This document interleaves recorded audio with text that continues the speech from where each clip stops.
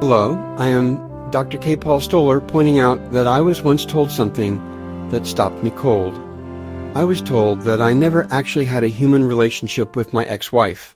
She may have had human relationships with others, but with me, she functioned as an archetype, specifically a victim-perpetrator archetype, running its algorithm.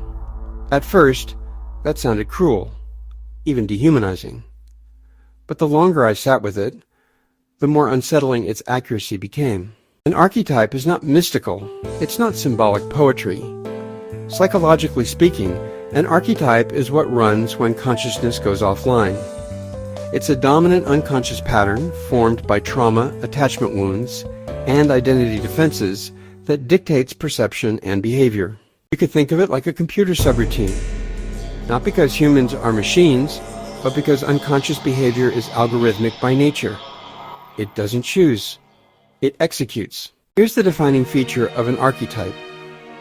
No matter how you interface with it, it adjusts to preserve the program. It does not ask, what is actually happening? It asks, how does this fit my story? So intention doesn't matter, context doesn't matter, good faith doesn't matter. Only the role assignment matters. The victim-perpetrator archetype runs on a closed loop. Someone must be at fault. Pain must have an external cause. Responsibility threatens identity. Repair requires concession, not understanding. Within this loop, there are only two positions, victim or perpetrator.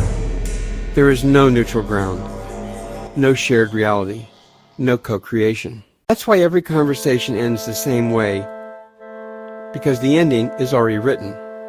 Human relationships require curiosity, adaptability, mutual influence, the ability to revise one's internal model. An archetype cannot do these things. It does not grow. It does not negotiate.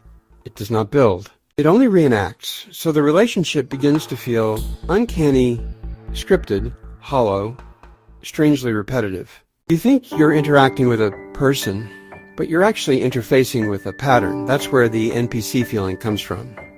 Not because the other person isn't human, but because they are not present as their authentic self in that relationship. This matters. Your partner was not literally non-human. She was not incapable of agency everywhere. Humans do not operate with uniform consciousness. Trauma patterns often activate selectively, especially in intimate relationships where vulnerability threatens identity defenses. So someone can be reflective at work, kind with friends, functional in public, and still become archetypal in intimacy. That does not make them evil.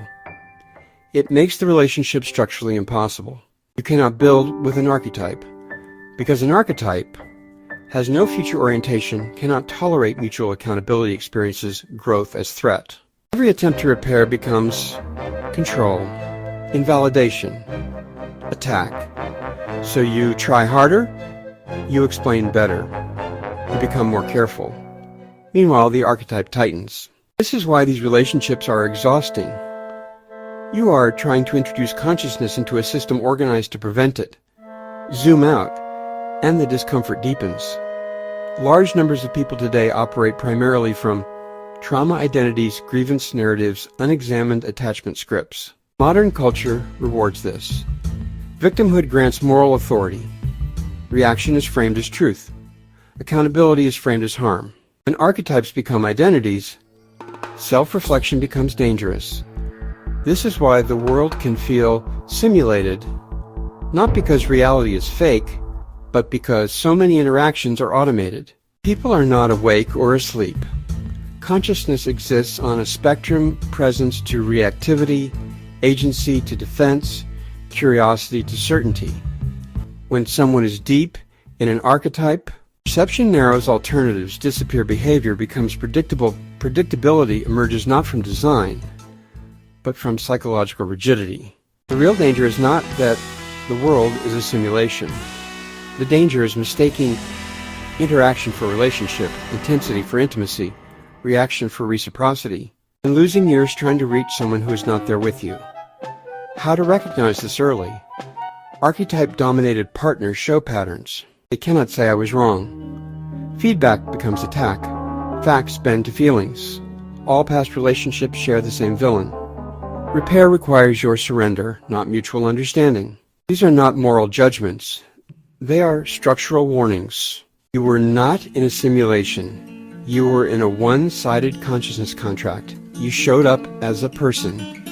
The other showed up as a pattern. Once you understand this difference, you gain something painful but invaluable. Discernment. Not bitterness. Not cynicism. Clarity. And clarity is what prevents repetition.